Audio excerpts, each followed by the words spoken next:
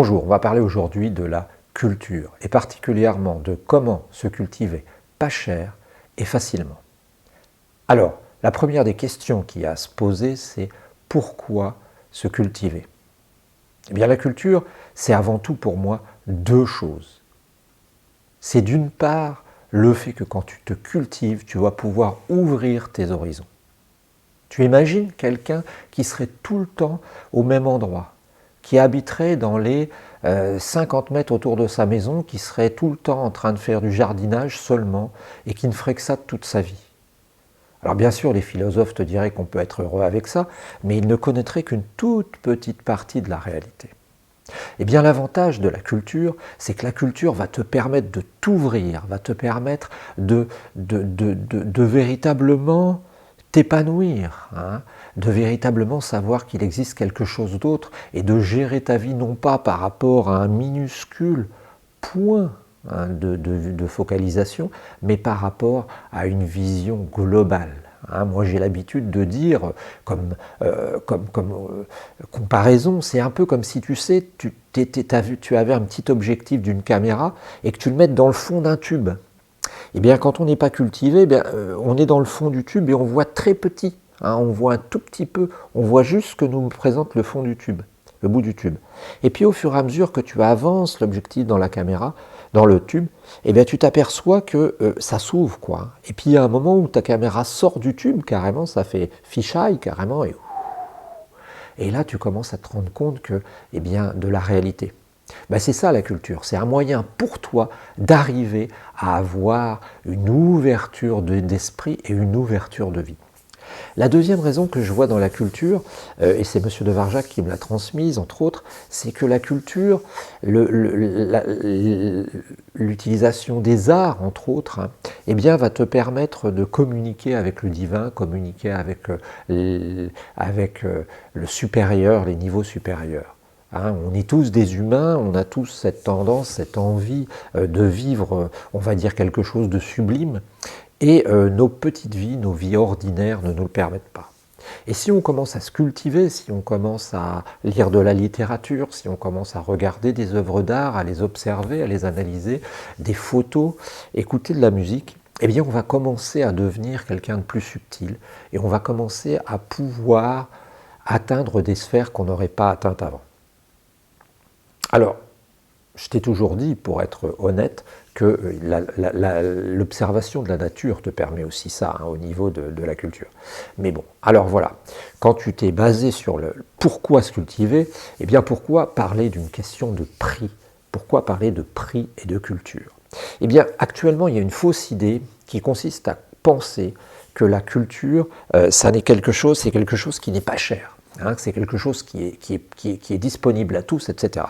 Et ça a été entretenu à une époque par quelque chose, et des gens à qui j'en veux pas mal, qui ont voulu démocratiser la culture. Et ça, c'est quelque chose qui a été, à mon avis, très néfaste, parce qu'à un moment, on a considéré que tout le monde devait pouvoir profiter de la culture. Et c'était quelque chose de très bien dans le fond, dans l'idée, l'idée de proposer à chacun de la culture. Le problème, c'était pas l'idée, c'était la manière dont on allait la mettre en place. Comme je le dis toujours, le problème, c'était pas le diagnostic, c'était l'ordonnance qu'on a mis en place.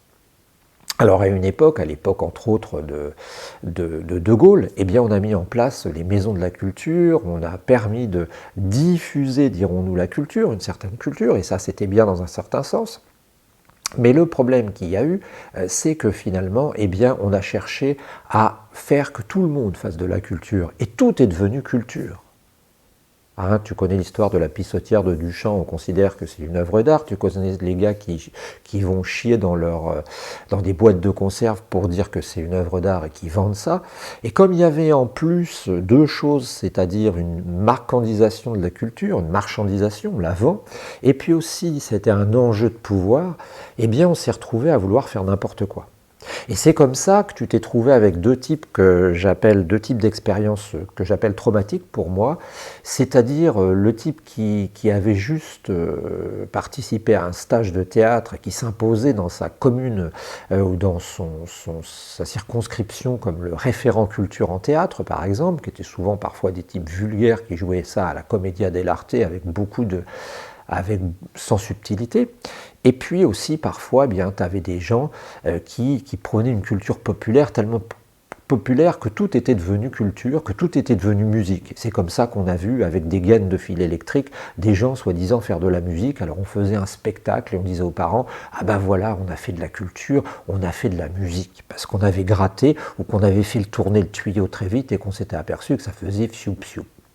Donc, au niveau de la culture, il y a un problème par rapport au prix, il y a un problème par rapport à ce que tu vas vouloir choisir. Donc, le pas cher, est-ce qu'il existe? Eh bien, je te dirais que la culture, ça a forcément un prix. La culture, ça ne consiste pas à acheter un oui-oui à son enfant à 50 centimes dans une foire au grenier et puis dire c'est pas cher.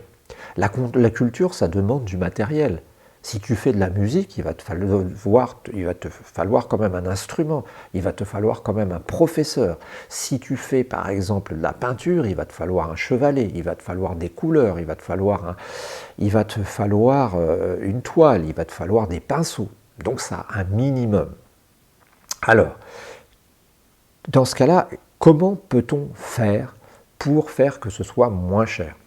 Eh bien, dis-toi bien que ce qui va te sauver dans la culture, c'est finalement que tu vas avoir une composante importante qui va être que tu vas être obligé d'y passer du temps. Parce que quand j'ai dit que ça allait être facile, j'ai dit facile et pas cher, tu peux pouvoir arriver à t'en sortir.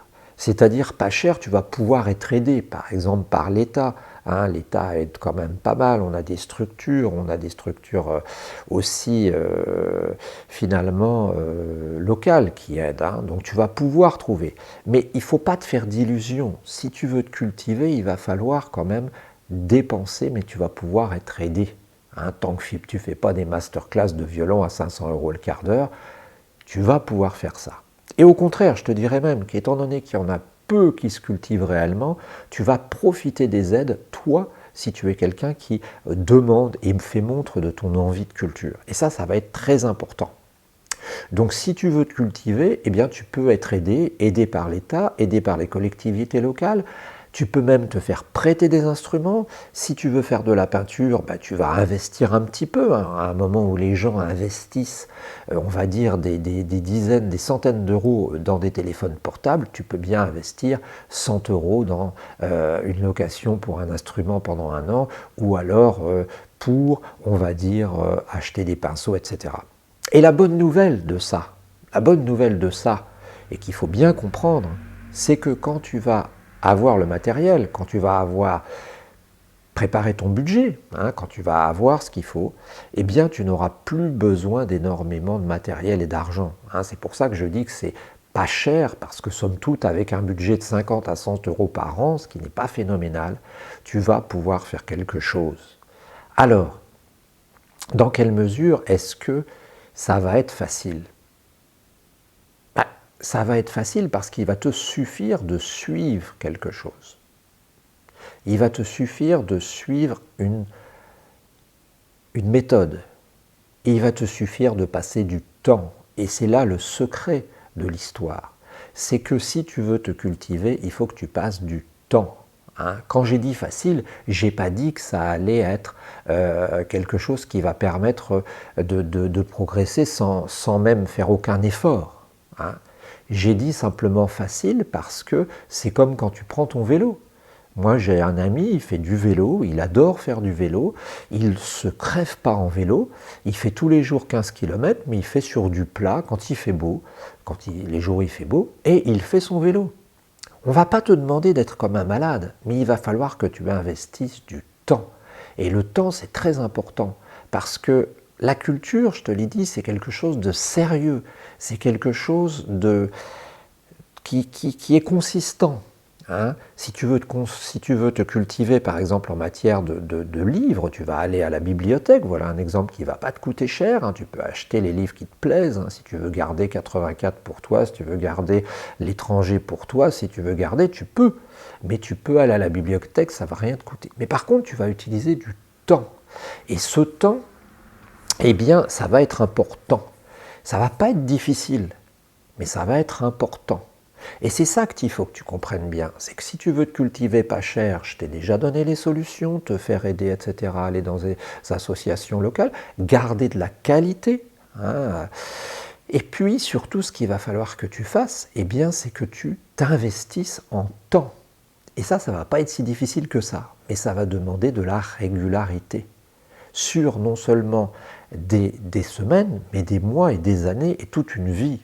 Hein, quand on voyait M. de Varjac qui était peintre de l'armée et qui allait comme ça de temps en temps, il avait une sorte de passe pour aller sur les champs militaires, pour aller observer, prendre des photos et puis faire ses schémas et ses dessins, ses peintures, eh bien on se rend compte qu'il faut du temps. Et c'est ça le secret. C'est ça le secret, c'est que tu vas devoir t'investir. Alors, comment est-ce que tu vas faire et pourquoi est-ce que tu vas t'investir? Tu vas t'investir, comme je te l'ai dit, pour avoir l'avantage de t'ouvrir, d'ouvrir ta vie et de te relier aux sphères sublimes. Mais ça va te demander un effort. Et pour ça, je ne suis pas d'accord du tout avec la vision actuelle de la culture, qui consiste à dire que la culture, c'est simplement, eh bien, je voyais dans un Leclerc, la phrase horrible de d'Ormesson qui avait écrit en substance et de mémoire, la culture, peu importe ce que c'est, on la trouve où on la veut du moment qu'on y trouve du plaisir. C'est pas ça la culture. C'est pas ça la culture. Ça c'est la culture de Leclerc. Ça c'est la culture, j'ai rien contre Leclerc, c'est la culture marchandisée, c'est la culture vendue. Mais la vraie culture, la culture, c'est celle qui s'acquiert progressivement. C'est celle qui, année après année, va faire se mettre en couche et se structurer. Si ton but, c'est simplement au bord de la piscine, quand tu bois ta pina colada avec les copains et les copines, de faire le gars cultivé, c'est pas dur. Tu t'achètes la culture pour les nuls, ou tu t'achètes je ne sais pas quoi. Il y a même des manuels qui sont prévus pour faire croire qu'on est cultivé. Tu lis la biographie de Shakespeare, tu vas apprendre des détails de la vie de Camus, tu lis à fond un bouquin avec ses commentaires. Mais ça va ne surprendre que les ignares. Alors que si tu t'investis dans le temps, si tu t'investis au fur et à mesure, dans toute ta vie, et que chaque jour tu consacres peut-être une demi-heure, ce serait merveilleux, à la culture, eh bien tu vas évoluer. Et tu vas devenir quelqu'un de cultivé. Donc en effet, ça peut ne pas être pas cher, relativement pas cher, bien que ce ne soit pas négligeable. Et puis, ça peut être facile dans la mesure où il te suffit de suivre ce conseil qui est de t'investir jour après jour. Hein. Je crois qu'il y avait quelqu'un qui disait nulla linea sine dia ou je ne sais pas quoi, qui voulait dire aucun jour sans une ligne. Alors je ne sais plus si c'était une ligne écrite ou une ligne écrite ou à lire, mais tu dois, ton activité culturelle que tu fais, qu'elle soit de la peinture, qu'elle soit de la musique, tu dois selon moi te consacrer au moins une bonne demi-heure à ça par jour. Alors ça demande du temps, ça demande bien entendu un investissement, ça n'est pas difficile. Mais il faut le faire progressivement. Et c'est comme ça que tu arriveras à devenir cultivé.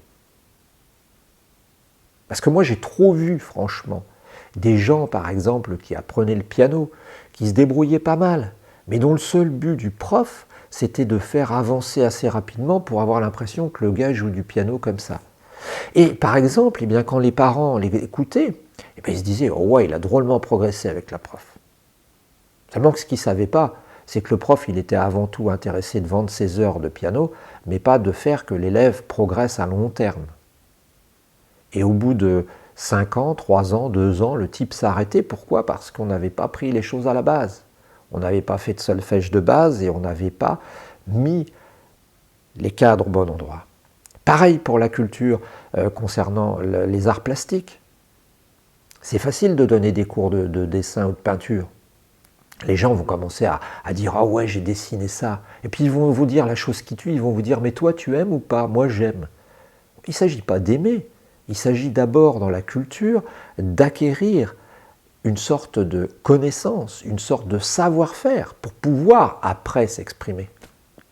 Or le problème, j'en ai déjà parlé, c'est que politiquement, avec la Révolution française entre autres, on a calqué sur la vie politique ce qui s'est passé dans la vie politique, on l'a calqué sur finalement la vie de la culture.